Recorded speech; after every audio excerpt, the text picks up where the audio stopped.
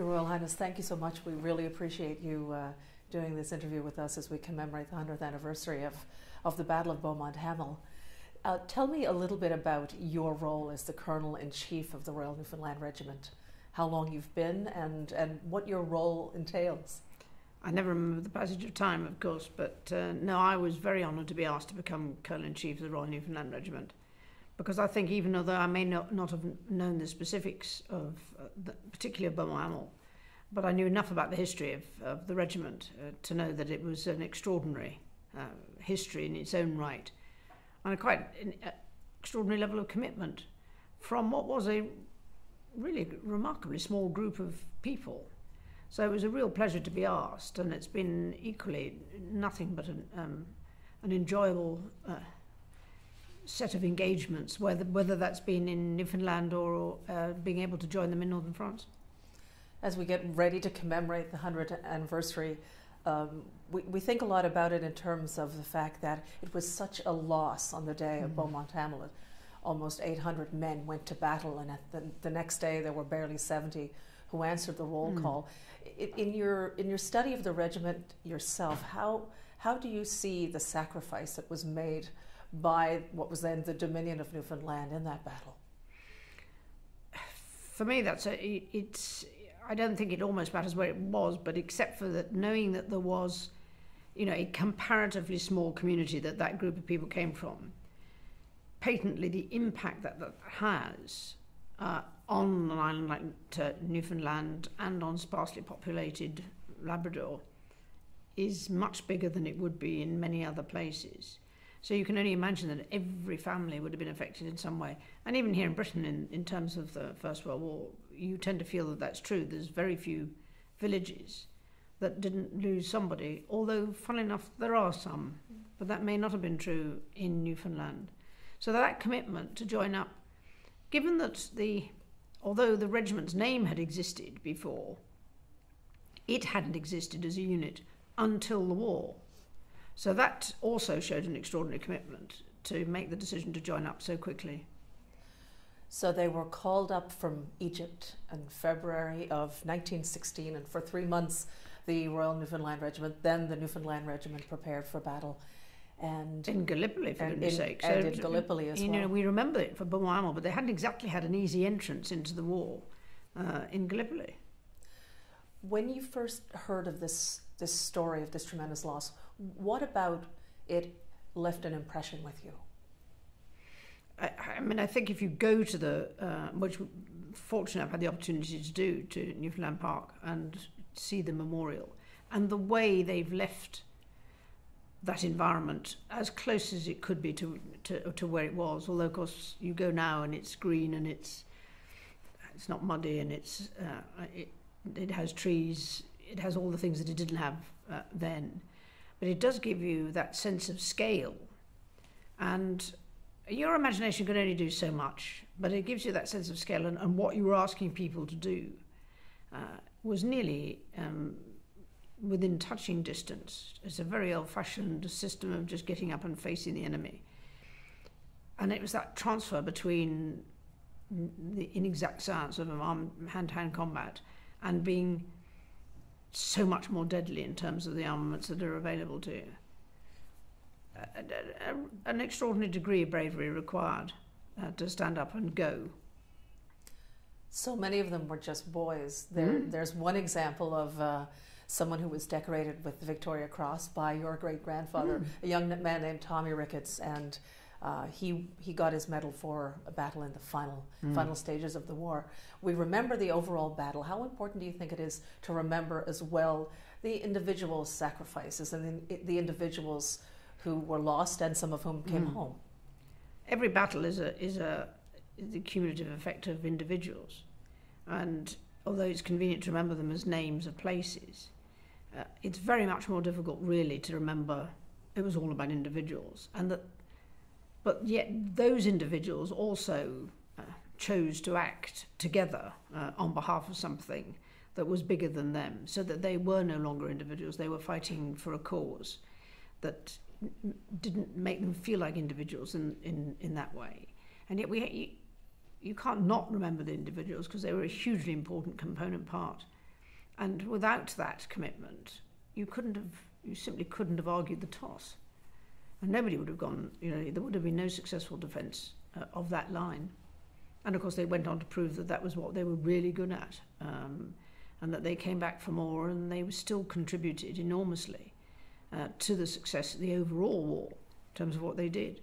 And that says a lot for those who joined after Beaumont Hamel, because if before that they only had a vague idea of what they were getting involved in, the ones who joined up after that and made up the numbers knew exactly what they were getting involved in. And that was a truly extraordinary commitment.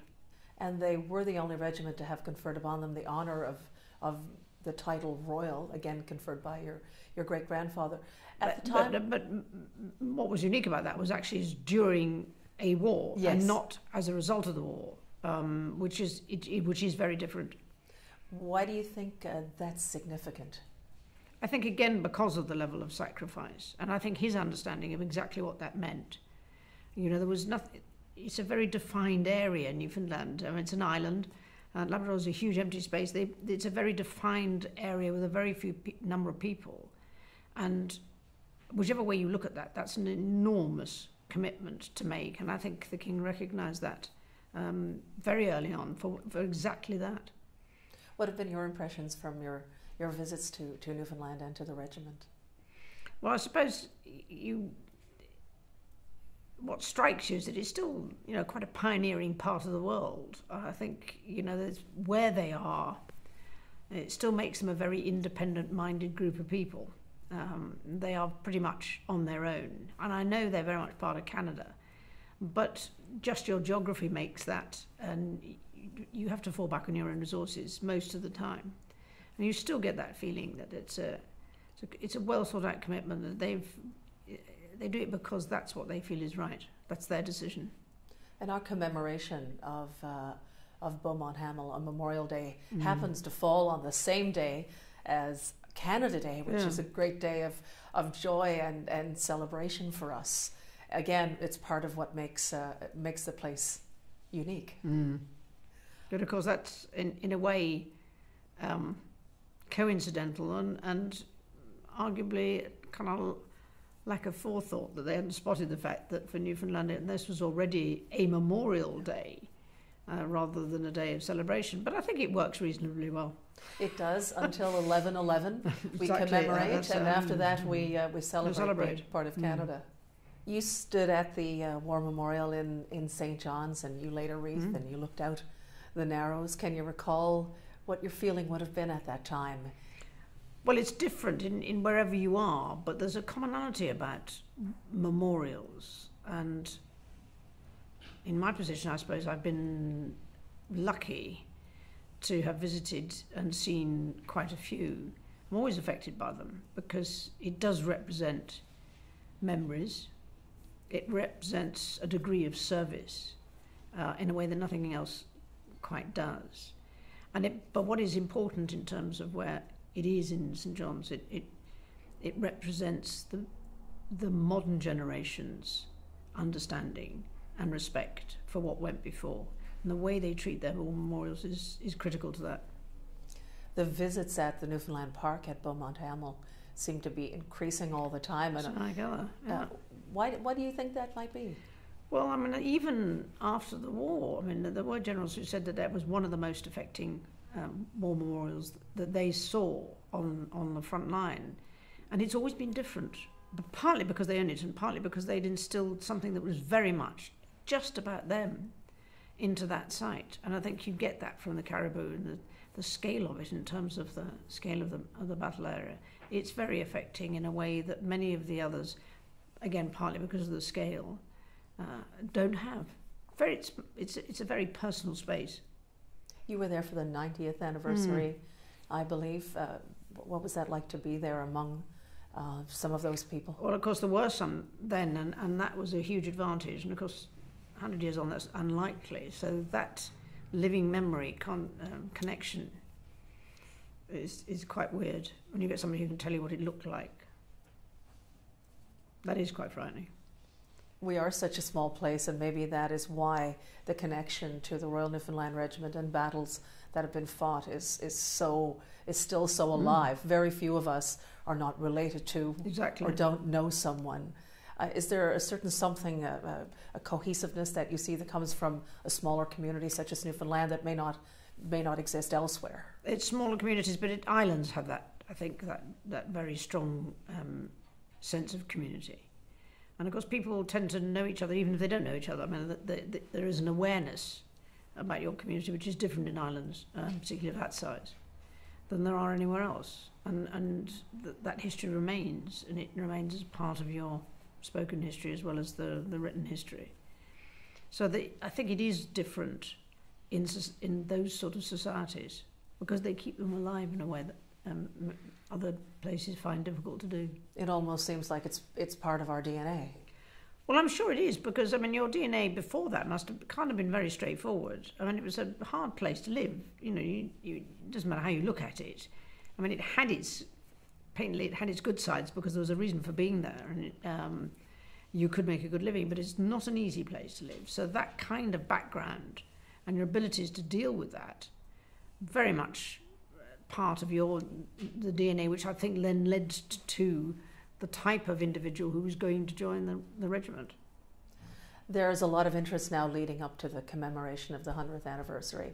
What do you think needs to be done in order to sustain that level of interest once the anniversary has passed? Well, I think everybody's beginning to discover that you are getting better at telling the story, getting better at connecting the past to the present and how it relates and what people have done and why they did it and why that's been important. And I think the museum's critical to doing that, and they've got better and better at telling that story in a different way. And that's what changes. I mean, people expect to be told the story differently, not least of all because I think the attention span tends to alter in different generations. But I think they are getting better at telling that story, and I think it will be easier for people to access the kind of information that will keep the story and the history and the connections with the families alive in a way that it was much more difficult to do before. What today do you see as the importance of the modern Royal Newfoundland Regiment and its contribution? Well, I think its contribution is just as important at home because it's a militia and it's very much part of the community. You still have moments when that kind of disciplined body of people who join up to act together is always going to be relevant. And maybe particularly because modern societies become more independent. Technology has allowed people to do that. But if you have disasters, both natural and challenges through man-made issues, you do need people who are committed and motivated to act together to make a difference. That will be just as relevant in Newfoundland now as it ever was. But it also allows Canada to act confidently when it needs to on behalf of other people wherever they might be in the world. Not to put you on the spot, but is there a memory, an individual memory, or a collection of memories that sits with you from your visits there over the years? No, I doubt if there's a single memory because it's been such fun, being involved with the regiment, and every time you finish a visit, there are all sorts of stories that have been added to that collection and just built the enjoyment, really. And the individual stories which have made an impact on the regiment itself and the way they've translated that into their lives in the community and what a difference that makes. So no, I think it's just been a pleasure to have been involved. And as I say, it's a real honour to be in any way associated with the Royal Newfoundland Regiment and certainly celebrating its past because, and we're not just talking about Beaumont Hamel, but to understand that it could have wiped them out, and it didn't. What message would you like to leave for the people of Newfoundland and Labrador on this occasion? Well, I hope I know that when I go, you can feel the pride in the regiment and the fact that it is still going. And I think that is an important reference point. I mean, it is a different relationship, but then nonetheless, they understand that this is a huge expectation from the past, that they will remain competent and, as I say, committed to Newfoundland and to their fellow citizens for the future. And I'm sure that that's what they will continue to do. It is, in some places, it's really difficult to get that connection between, I think, the militia and the community. I think in Newfoundland, they still manage to get that balance pretty well right. Your Royal Highness, you're thought of very, very well in Newfoundland and Labrador, and your visits there have been appreciated. I understand your last visit was when you conferred the colours upon the regiment. Yes, which is always a pleasure. It's a special occasion, colours, for everybody. And as it concentrates, in that instance, not just on Beaumont Hamel, of course, because it reminds you of all of the battles that they were involved in. And it increases the understanding of just how much they achieved from a really very small base and number of people. Your Royal Highness, it's been a wonderful pleasure, and I thank you for making yourself available to speak with us today. Pleasure. Well, thank you for spreading the word for the Royal Newfoundland Regiment. I think they'll be very grateful. Thank you so much, ma'am.